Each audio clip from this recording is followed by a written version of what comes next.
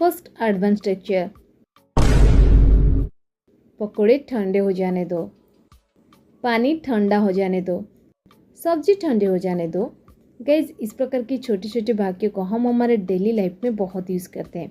इस प्रकार के सेंटेंसेस को हम इंग्लिश में कैसे कहेंगे? इस प्रकार के सेंटेंसेस को इंग्लिश में कहने के लिए हमको यूज़ करना पड़ेगा लेट वर्ब की।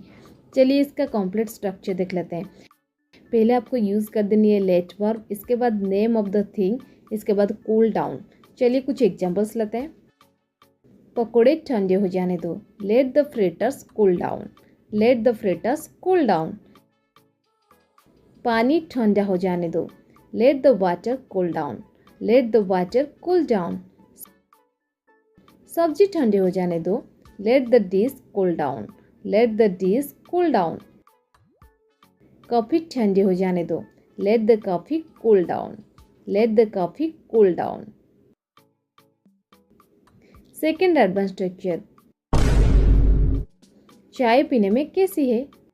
सब्जी खाने में कैसी थी? खाना खाने में कैसा है? गाइज, इस प्रकार की छोटे छोटे वाक्यों को हम हमारे डेली लाइफ में बहुत यूज़ करते हैं। इस प्रकार के सेंटेंसेस को हम इंग्लिश में कैसे कहेंगे? इस प्रकार के सेंटेंसेस को इंग्लिश में कहने के लिए आपको पहले इसके मीनिंग को समझना बहुत ज़रूरी है। चलिए कुछ एग्जांपल्स लेते हैं और इसका मीनिंग को पहले समझते हैं। एक एग्जांपल मैंने यहाँ पर ली है, चाय पीने में कैसी है? इसका मतलब यही होता है ना, चाय स्वाद में कैसी है। सो इस प्रकार के सेंटेंसेस को इंग्लिश में बोलने के लिए पहले आपको यूज़ कर देनी है हाउ। हाउ किस लिए? कैसी के लिए, यानी स्वाद में कैसी के लिए।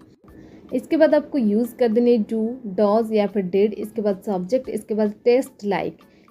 चलिए कुछ एग्जांपल्स लेते हैं ताकि आपको और अच्छे से क्लियर हो जाए।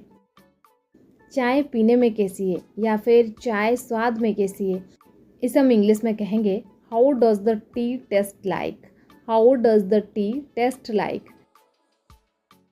खाना खाने में कैसा है या फिर खाना स्वाद में कैसा है, how does the food taste like, how does the food taste like. पकौड़े खाने में कैसे हैं, how do the fritters taste like, how do the fritters taste like.